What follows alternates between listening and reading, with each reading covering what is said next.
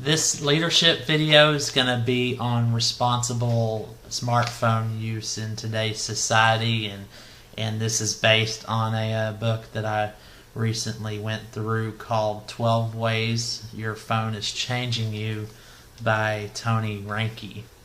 And so there's 12 issues that come up, and it's easy to talk about how much smartphones are ruining society and everything, but this is really a book that goes over just kind of responsible use, and how we can use smartphones for good, but also things to be, there's 12 points to be aware of, and just to guidance on ways to use phones for good out of these 12 points.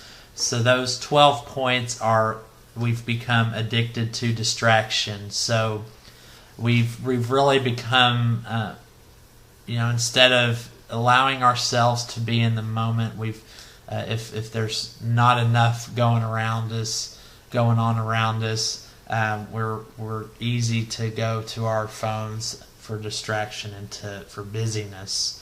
And I thought there was one point that he made in the book that really kind of sharpened this point, is that we do everything on our smartphones except for talking to people. So I thought that was really meaningful. The second thing that we do is we ignore other flesh and blood, most notably in texting and driving. A lot of us tend to take our attention and lose awareness of the dangerous the danger that our vehicles can have, especially when our attention is not on the road and something like texting and driving. The third point is we crave immediate approval. So we post stuff and we want that to be liked, and we're always checking to see if that's liked, and it creates a anxiety in us. It's not good for us. We lose our literacy, so we lose the importance of reading, and we lose the importance of really getting into meaningful text when we're going through our smartphones and the social networks and looking at some of these mindless posts that we see online.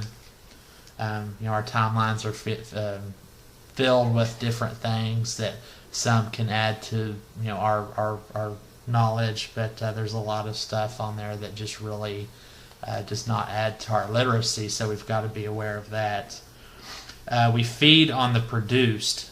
So this is, I thought there was a point that he brought up that, you could be somewhere like in the presence of one of your most favorite people, and instead of being in the moment and just enjoying that moment, you're capturing that on a phone and taking pictures and taking videos, and so we see a lot later in life that your memory of that experience is very small because you were focusing on taking videos or pictures, and you really didn't allow yourself to take in the surroundings and the smells and the different things that spark our memory. You weren't taking that in as you were capturing that moment on your phone. So if whenever you're in that kind of moment, be mindful of what's around you and take in the smells and the sounds, because you can never recapture that, or you can never see that again. So if you want to have a memory of that down the road, be mindful of that.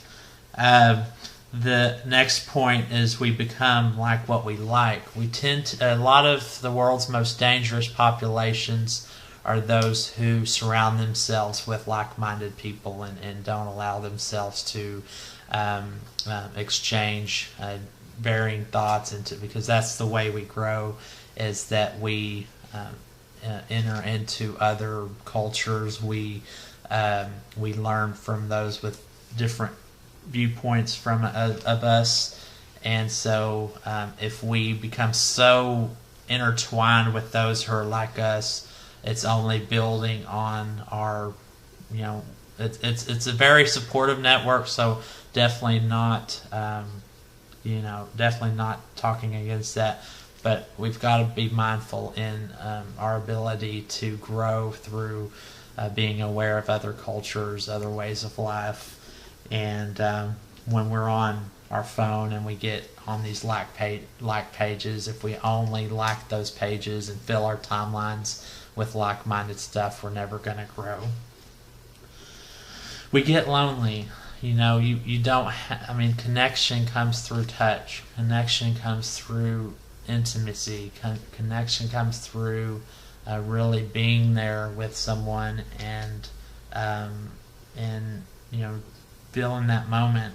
And when we put a device in between us and another person, on one side it allows us to reach more people, but as we're reaching more people, we tend to lose the connection with those around us. So we've got to be mindful of making sure that we take enough time to soak in and connect with those people around us and feel that connection. We get comfortable in our secret vices. So if you put your life and your thoughts and your feelings and your desires in front of on the screen in front of 1,000 people, what would that look like? And a lot of times that's found on our devices, and so people don't really get to know us, and so that on smartphones we tend to let those fester in those, and without our ability to connect with others, those really grow into things that become very detrimental to our lives. We lose meaning. So when your life is surrounded in the digital platforms, and you're not experiencing others, you're not experiencing the sights and sounds around you, just the pure beauty of the earth around you, and the sights that you see, and when you're going to places that show God's beauty, you don't feel as much meaning in those. And so when your whole life is on a digital device, it takes away from the beauty around you. We fear missing out. So there's another anxiety builder that if we're detached from our smartphones and our devices for an extended period of time, we get really anxious and just it kills the experiences and connections that we have in the world.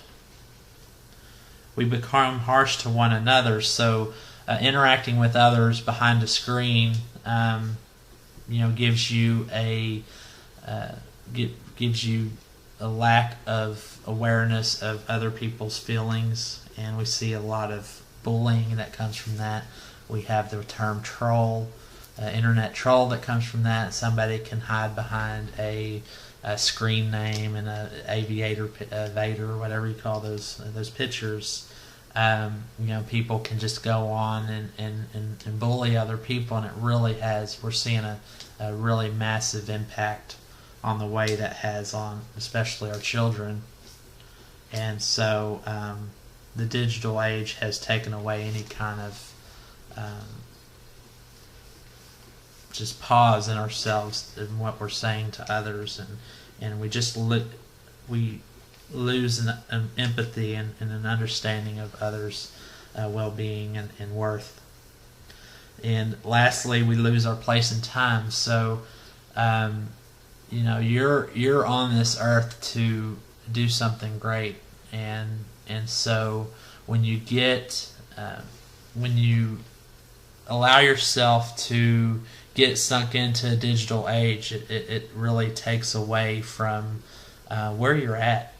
And so we have all these images and all these advertisements that take you to a place that the advertiser wants you to be, that is this place that really does not exist. They just want to sell you something, and so you lose sight of where you're at and what your purpose is in life. And these advertisements and these different produced items and these this creativity people have is wonderful if used for the right thing, but when it's used to manipulate you into going one direction or another, it's really taken us out of our purpose. And so we've got to be mindful of really understanding our purpose and staying in that. So smartphones are not bad if they are used correctly. It's kind of like with money. We hear money is the root of all evil.